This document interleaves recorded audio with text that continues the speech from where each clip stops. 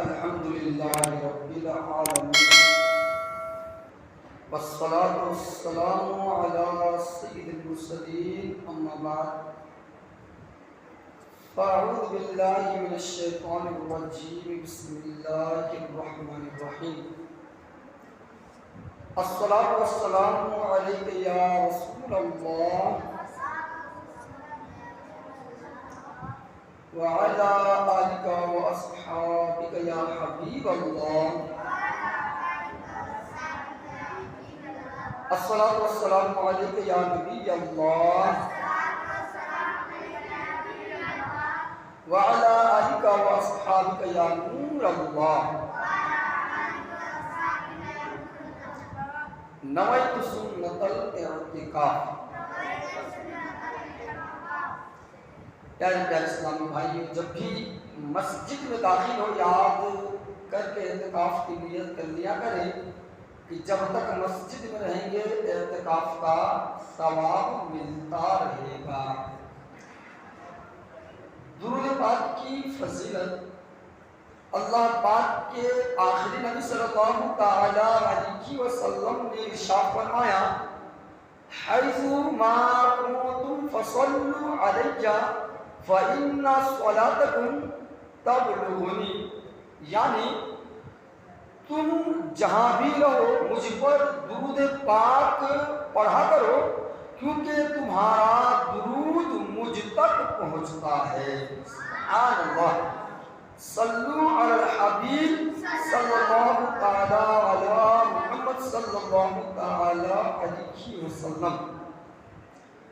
پیارے اسلامی بھائیوں، آئیے بیان سننے سے پہلے اچھی نیتیں کر لیتے ہیں کہ حدیث پاک میں ہے افضل العمل النیت الصادقہ، یعنی سچی نیت افضل ترین عمل ہے. ہر کام سے پہلے اچھی نیتیں کرنے کی عادت بنائیے کہ اچھی نیت بندے کو جنت میں داخل کر دیتی ہے. بیان سننے سے پہلے بھی اچھی نیت کر لیجئے. مثلا نیت کیجئے علم دین سیکھنے کے لیے پورا بیان سنوں گا، بعد بیٹھوں گا اور دوران بیان سستی سے بچوں گا، اپنی اصلاح کے لیے بیان سنوں گا، جو سنوں گا دوسروں تک پہنچانے کی کوشش کروں گا. صلو علی الحبیب صلی اللہ تعالی علی محمد صلی اللہ تعالی علیہ وسلم. پیارے اسلامی بھائیوں، حضرت ابراہیم علی نبینا علیہ السلام اللہ پاک کے برگزیدہ نبی ہیں. اللہ پاک نے آپ کو اپنا خلیل بنایا، اسی لیے حضرت ابراہیم علیہ السلام کو خلیل اللہ کہا جاتا ہے. حضرت ابراہیم علیہ السلام کے بعد جتنے انبیاء کرام علیہ السلام تشریف لائے آپ کی اولاد سے ہوئے، اس لیے حضرت ابراہیم علیہ السلام کو ابو الانبیاء یعنی انبیاء کے والد بھی کہا جاتا ہے. حضرت ابراہیم علیہ السلام وہ پہلے انسان ہیں جنہوں نے باقاعدہ اہتمام کے ساتھ مہمان کی مہمان نوازی فرمائی.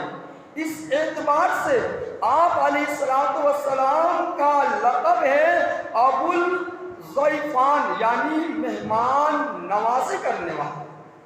حضرت ابراہیم علیہ السلام کا حلیہ مبارکہ اور ظاہری شکل و صورت تاجدار انبیاء حضرت محمد مصطفیٰ صلی اللہ تعالی علیہ وسلم سے بہت ملتی جلتی تھی. پیارے آقا صلی اللہ تعالی علیہ وسلم نے یہاں تک کہ پیارے آقا علیہ السلام نے ارشاد فرمایا کہ حضرت ابراہیم علیہ السلام کو دیکھنا ہو تو اپنے صاحب یعنی محمد مصطفیٰ صلی اللہ تعالی علیہ وسلم کو دیکھ لو. پیارے اسلامی بھائیوں، حضرت ابراہیم علیہ السلام عراق کے شہر بابل میں پیدا ہوئے. اس وقت تمام دنیا پر نمرود کی بادشاہت تھی اور اس کا دارالحکومت بھی بابل تھا۔ بابل میں اس کا دارالحکومت بابل تھا۔ نمرود بہت شرکس، انتہائی احمق اور ظالم بادشاہ تھا۔ ایسا بدبخت تھا کہ تھا تو بندہ مگر دعویٰ خدائی کا کرتا تھا اور لوگوں کو مجبور کر کے ان سے اپنی عبادت کروایا کرتا تھا۔ اس وقت جب ہر طرف کفر و شرک پھیلا ہوا تھا، حضرت ابراہیم علیہ السلام نے کلمہ حق بلند فرمایا، دین حق کی تبلیغ شروع فرمائی اور لوگوں کو اللہ وحدہ لا شریک کی عبادت کی طرف بلایا۔ اسی سلسلے میں ایک بار حضرت ابراہیم علیہ السلام اور نمرود کے درمیان توحید کے موضوع پر مناظرہ ہوا۔ توحید کے موضوع پر مناظرہ ہوا۔ اللہ پاک نے اس مناظرے کو پارہ 3 سورۃ البقرہ کی 258 آیت نمبر 258 میں ذکر فرمایا۔ رب تبارک و تعالیٰ قرآن مجید میں ارشاد فرماتا ہے، الم تر الی الذی حاج ابراہیم فی ربہ ان آتاہ اللہ الملک اذ قال ابراہیم ربی الذی یحیی و یمیت قال انا احیی و امیت قال ابراہیم فإن اللہ یأتی بالشمس من المشرق فأت بها من المغرب فبہت الذی کفر واللہ لا یہدی القوم الظالمین۔ ترجمہ کنز الایمان۔ اے حبیب، کیا تم نے اس کو نہ دیکھا تھا جس نے ابراہیم سے اس کے رب کے بارے میں اس بنا پر جھگڑا کیا کہ اللہ پاک نے اسے بادشاہی دی ہے؟ جب ابراہیم نے فرمایا میرا رب وہ ہے جو زندگی دیتا ہے اور موت دیتا ہے، اس نے کہا میں بھی زندگی دیتا ہوں اور موت دیتا ہوں۔ ابراہیم نے فرمایا تو اللہ سورج کو مشرق سے لاتا ہے، بس تو اسے مغرب سے لے آ۔ تو اس کافر کے ہوش اڑ گئے اور اللہ ظالموں کو ہدایت نہیں دیتا، اس ایمان افروز مناظرے کی تفصیل یوں ہے کہ ایک بار قحط سالی ہو گئی، بارشیں رک گئی، اناج ختم ہونے لگا، لوگ مشکلات کا شکار ہوئے۔ ایسے مشکل وقت میں نمرود نے یہ سیاست کھیلی کہ غلے اور اناج کے تمام ذخیرے اپنے قبضے میں کر لیے۔ اب جو کوئی غلہ لینے آتا، نمرود اس سے پوچھتا کہ تیرا رب کون ہے؟ وہ کہہ دیتا کہ میرا رب تو ہے۔ نمرود اسے غلہ دے دیتا۔ اسی دوران حضرت ابراہیم علیہ السلام بھی نمرود کے دربار میں تشریف لائے۔ اس وقت حضرت ابراہیم علیہ السلام اور نمرود کے درمیان یہ مناظرہ ہوا۔ اس مناظرے میں حضرت ابراہیم علیہ السلام کی حضرت ابراہیم علیہ السلام کی اصل ایک ہی دلیل ہے، اور وہ یہ کہ رب وہ ہوتا ہے جو مکمل قدرت و اختیار والا ہو، کسی کا محتاج نہ ہو، اور صرف ایک ہی ہستی ہے جو کائنات میں مکمل اختیار والا ہے، لہٰذا وہ ایک ہی ہستی ہے، ایک ہی ہستی رب ہے اور سب اس کے محتاج ہے اور وہ کسی کا محتاج نہیں۔ لیکن یہ دلیل متقی طریقہ کار سے ذرا مشکل تھی۔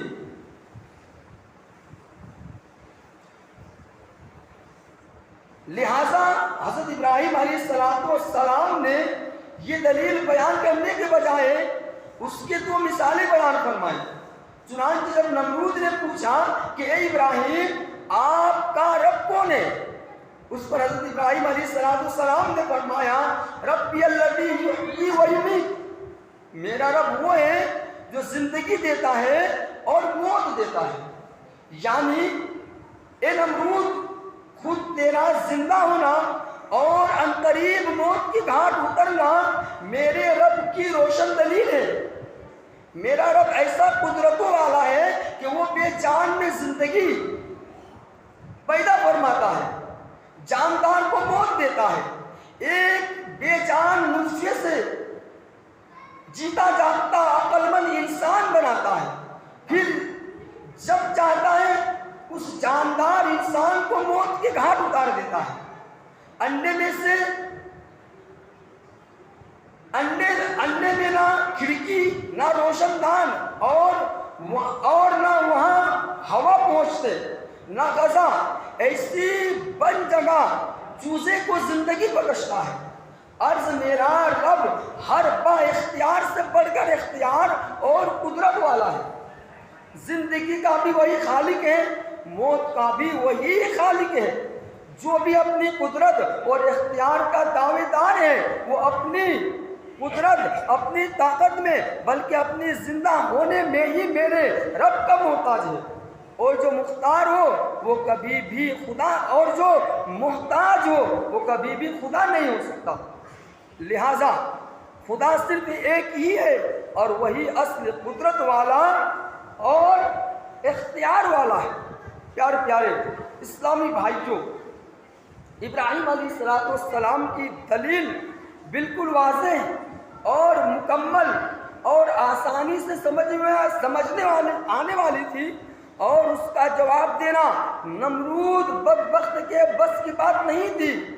البتہ نمرود ایک بادشاہ تھا، آس پاس سب اس کے وزیر مشیر تھے، اسے خدا ماننے والی عوام تھی۔ ان سب کے سامنے حضرت ابراہیم علیہ السلام کی دلیل کا جواب نہ دے سکنا نمرود کے لیے سخت ذلت کا سبب تھا۔ لہٰذا اس بے وقوف نے اپنی جھوٹی عزت بچانے کے لیے نہایت احتمانہ جواب دیا اور کہا قال انا احیی و امید، یعنی میں بھی زندگی دیتا ہوں اور موت دیتا ہوں۔ یعنی یہ ابراہیم، آپ کے کہنے کے مطابق اگر رب وہ ہوتا ہے جو زندگی اور موت دیتا ہے تو یہ کام میں بھی کر لیتا ہوں، لہذا آپ ہی کی دلیل کی روح سے میں رب ہوا۔ پھر نمرود نے اپنے اس دعوے کو ثابت کرنے کے لیے 2 قیدی بلا لائے، ان میں سے ایک کو قتل کر دیا اور دوسرے کو رہا کر دیا اور کہا دیکھو جسے میں نے چھوڑا اس سے میں نے زندگی دی اور جسے قتل کیا اسے میں نے موت دی۔ اللہ اللہ، ایسی حماقت کی بات ہے، کہاں ایک بے جان چیز میں جان ڈالنا اور کہاں زندہ شخص کو زندہ رہنے دینا، یہ دونوں میں زمین و آسمان کا فرق ہے۔ اگرچہ عقل مند اسی سے سمجھ سکتے تھے کہ حضرت ابراہیم علیہ السلام کی دی ہوئی دلیل پختہ اور واضح ہے، مگر اس پر نمرود کی یہ ظالمانہ حرکت کیسی حماقت پر مبنی ہے۔ البتہ وہاں موجود سب لوگ نمرود کے حمایتی تھے، وہ نمرود کی اس حماقت کو اس کی فتح سمجھتے، لہذا حضرت ابراہیم علیہ السلام نے اپنی اسی دلیل کو ایک دوسرے انداز سے بیان کیا اور ارشاد فرمایا فَإِنَّ اللَّهَ يَأْتِي بِالشَّمْسِ مِنَ الْمَشْرِقِ فَأْتِ بِهَا مِنَ الْمَغْرِبِ، یعنی اللہ سورج کو مشرق سے لاتا ہے، بس تو اسے مغرب سے لیا۔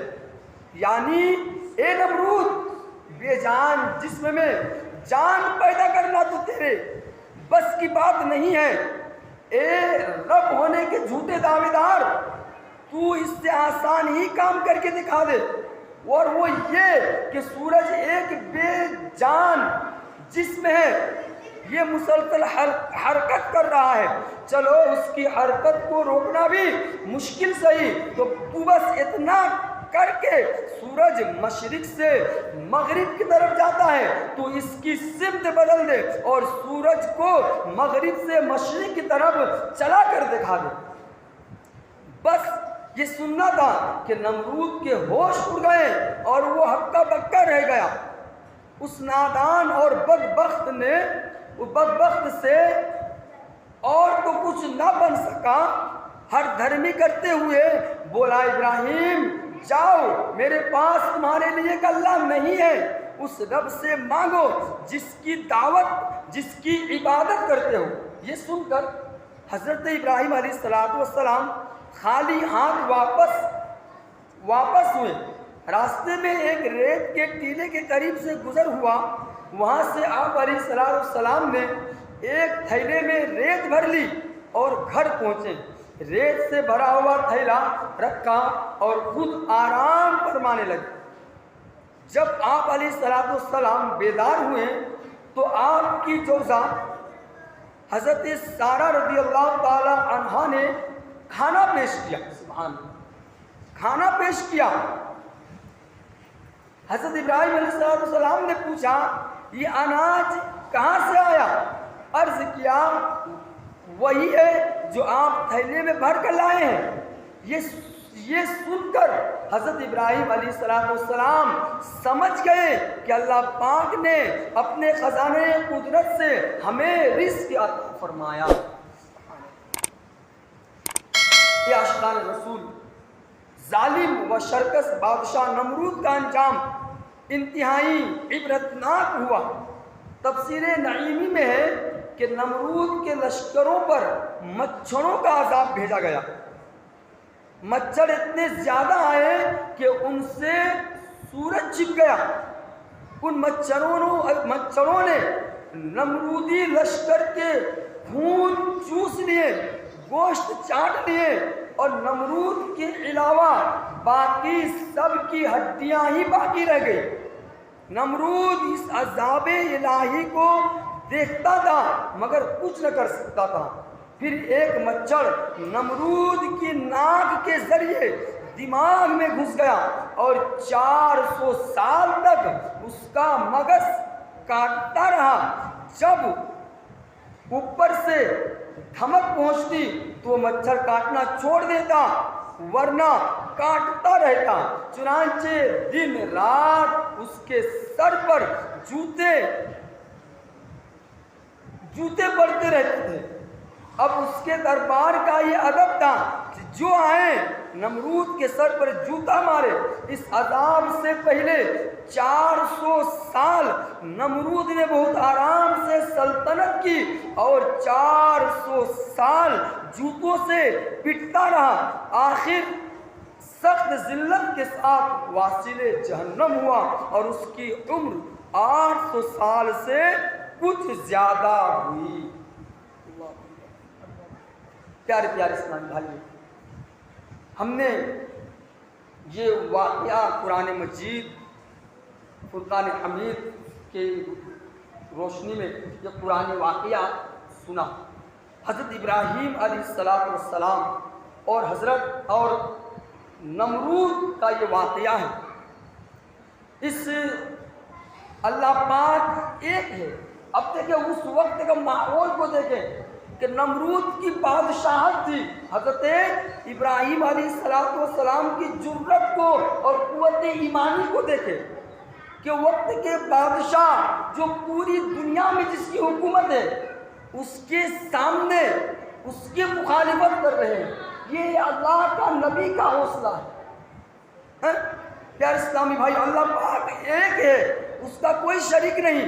اللہ پاک بے نیاز ہے، سب اس کے محتاج، وہ کسی کا محتاج نہیں، نہ وہ کسی کا بیٹا، نہ اس کی کوئی اولاد، کوئی بھی اس کا ہم پلہ نہیں، کوئی چیز نہ اس کے مثل ہے نہ ہو سکتی ہے۔ البتہ حق یہ ہے کہ وہی ایک موجود ہے، باقی وجود عارضی فانی اللہ پاک کے پیدا کرنے سے وجود میں آئے ہیں۔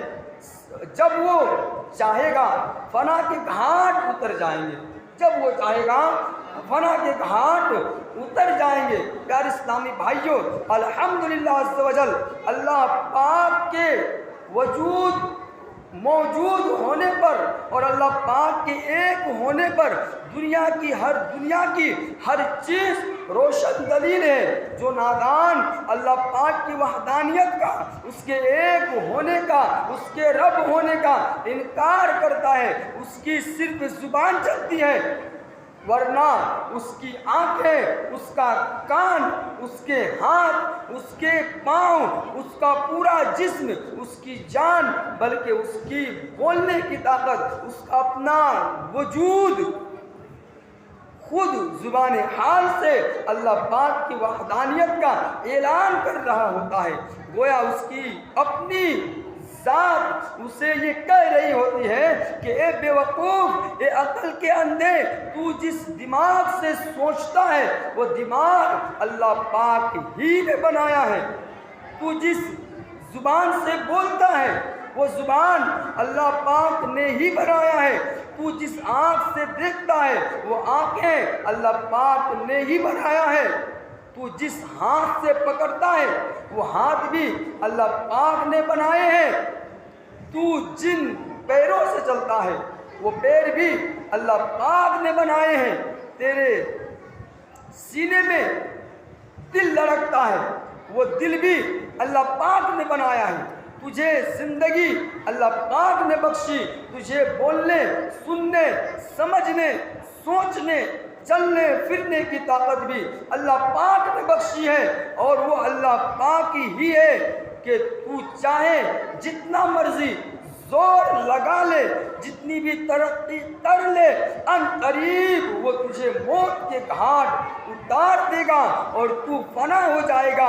اے نادان، اپنے اندر ہی غور کر، تیرا ہونا، تیرا نہ ہونا، سب کچھ اللہ پاک کے وجود پر، اس کے ایک ہونے پر واضح اور صاف دلیل ہے۔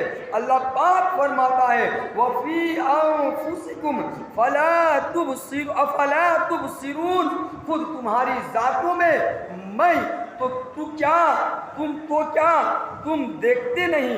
یعنی اے کافرو، تمہاری پیدائش کے مراحل میں، تمہارے اعضاء کی بناوٹ میں، تمہارے اعضاء کی ترتیب میں، تمہارے جسم کے اندرونی نظام میں، تمہاری پیدائش کے بعد مرحلہ وار تمہارے حالات بدلنے میں، تمہاری شکلوں، صورتوں اور زبانوں کے اختلاف میں، تمہاری ذہنی اور جسمانی صلاحیتوں کے مختلف ہونے میں، تمہارے ظاہر میں، تمہارے باطن میں اللہ پاک کی قدرت کے بے شمار عجائبات موجود ہے، تو کیا تم غور نہیں کرتے؟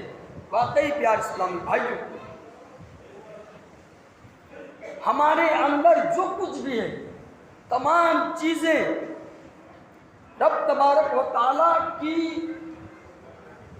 قدرت کا ایک ایک نشانی ہے جو ہم دیکھ رہے ہیں۔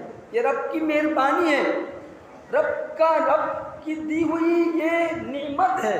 ہم بول رہے ہیں، سوچ رہے ہیں، سمجھ رہے ہیں، ہمارے سینے میں دل دھڑک رہا ہے، یہ تمام چیزیں رب تبارک و تعالیٰ کی نعمت ہے، رب نے ہمیں عطا کی ہے۔ یہ جو زندگی ہے یہ بھی رب تبارک و تعالیٰ نے ہمیں عطا کی ہے، اور جب ہمیں موت آئے گی یہ بھی ایک نعمت ہے، یہ بھی رب تبارک و تعالیٰ کی طرف سے ہمیں دی گئی ہے۔ اب ذرا غور کریں، اگر انسان کو موت نہ آئے گی تو وہ کیسی کیسی مصیبتوں میں، کیسے کیسے اذیتوں میں گزرے گا۔ ایک بندہ، اس کی موت نہیں آئے، وہ پریشان حال ہے، پریشان ہے، وہ اس کو موت نہیں آ رہی ہے، بستر علالت میں پریشان ہے، درد میں تڑپ رہا ہے، سر پھٹا جا رہا ہے، اس کو آپریشن کر کے ہتھیلیوں کو کاٹ دیا گیا، اب اس کی موت نہیں آ رہی ہے، تو کیسے اذیت میں جیے؟ تو موت آئی، وہ بھی ایک نجات کا، یہ زندگی سے نجات مل گئی، اس کو اذیتوں سے نجات مل گئی، تو یہ بھی رب تبارک و تعالیٰ کی طرف سے نعمت ہے ہمارے لیے۔ اور جو مسلمان ہے، سبحان اللہ، مسلمان کے لیے تو یہ ایک نعمت ہے، کیونکہ مرنے کے بعد ہی ہمیں اپنے رب عز و جل کا دیدار ہوگا، مرنے کے بعد قبر میں حضور علیہ السلام کا دیدار ہوگا۔ تو یہ ہمارے لیے موت بھی ایک نعمت ہے۔ اللہ تبارک و تعالیٰ ہمیں سننے سے زیادہ عمل کرنے کی توفیق۔ اگر آپ نے ابھی تک ہمارا چینل سبسکرائب نہیں کیا تو ابھی سبسکرائب کریں اور بیل آئیکن کو کلک کر کے ہماری لیٹسٹ ویڈیوز کے بارے میں اپڈیٹ جانیں۔